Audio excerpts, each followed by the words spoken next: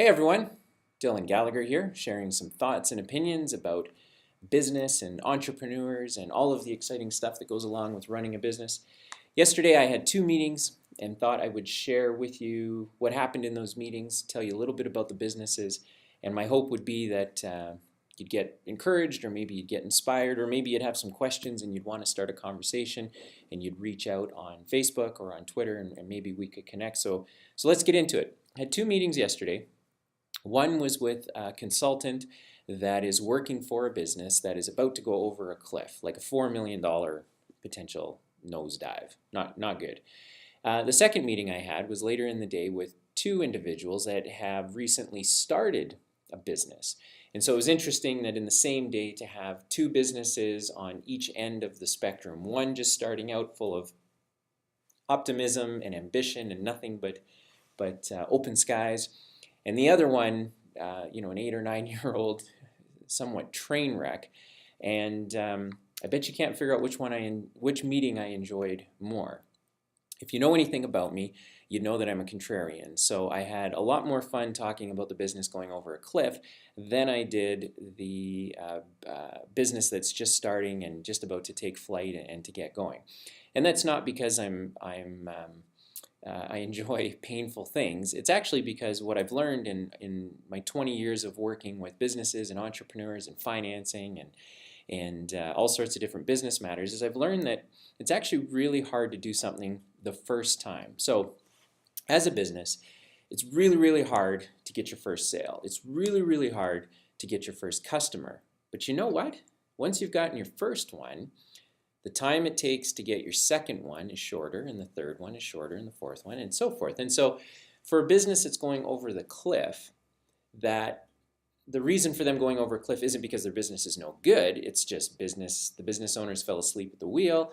They got complacent, as usually happens. They had a lot of success early.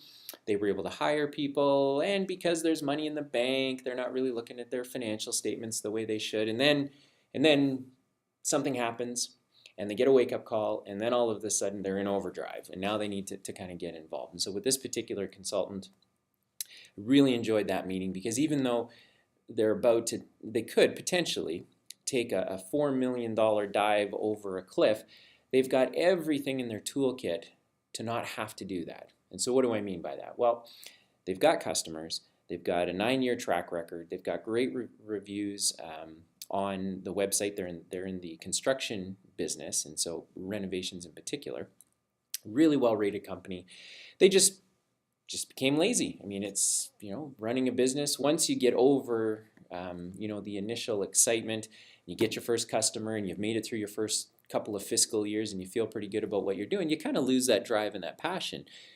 Desperation and pressure creates diamonds, and when there's no pressure and there's no desperation, whether self-imposed or imposed by way of circumstance, businesses can flounder. Certainly small and medium-sized businesses can flounder because they're so dependent upon the owners or the entrepreneurs being captive every day and leading the rest of the organization. So in this particular case, I don't mean to make light of it. I mean, they've got real obligations like payroll. Right? People's lives depend upon that kind of stuff.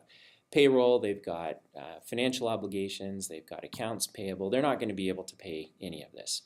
But what they can do is they can put a plan together, and using their history can start to figure out what do we need to do in order to get out of this. And let's just be as ridiculous as we can for a minute. Let's put it all out there. Let's put the total amount of money we need, not the little minimum amount of money that they need, but the total amount of money that we need. And then let's work backwards and let's figure out how many products or services in this case we need to sell at a certain margin in order to pay that back. Now you might be saying, Dylan, I mean, come on, man. Like, people just don't want to do that. And you know what? I'd say you're right. But there are businesses that do it, and it's worth it. And in this particular case, this business is out. They have a $500,000 lifeline, I'll call it.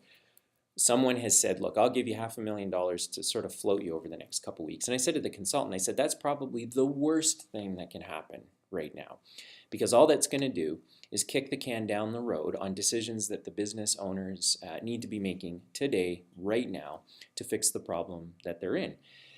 And if they're going to take $500,000, then they're better off trying to figure out how much they need in total and working out a deal with maybe one or two investors to float them so they can maybe take out some of their other creditors and get a little bit of breathing room. I recall in my experience, one business in particular, they had an operating line with a bank, traditional bank, with a head office nowhere near where they were located. They're located outside of a major city center in a rural area. And the bank just said, look, your balance sheet when you submitted it to us is offside, and we literally, when you put money into this account, we're using it to pay off your operating line. So 40 employees, what they started doing to work around the system, this is completely illegal, but it happens all the time, I think. The business owner just started depositing the customer payments for their products into his son's bank account. And from his son's bank account, he would then pay the staff and the employees. And then I came along with some capital. We were able to take out the senior lender, and now we became the senior lender. It was a high rate of interest, I think it was 12%. And we said, look, you've got 1 year, let's get this thing sorted out. And so I went in, made my drives out to rural Alberta, and I think I had to buy a couple of windshields because of all the rock chips. But the point was, we spent an entire year working with this business, fixing their margins. Again, they weren't a broken business, meaning their products that they made were really valuable. The market wanted them. They just had gotten to a size with 40 staff where the owner, the entrepreneur that started the business, just couldn't kind of keep his hands on everything anymore. And so part of the solution was to improve the financial systems. That was a technology improvement.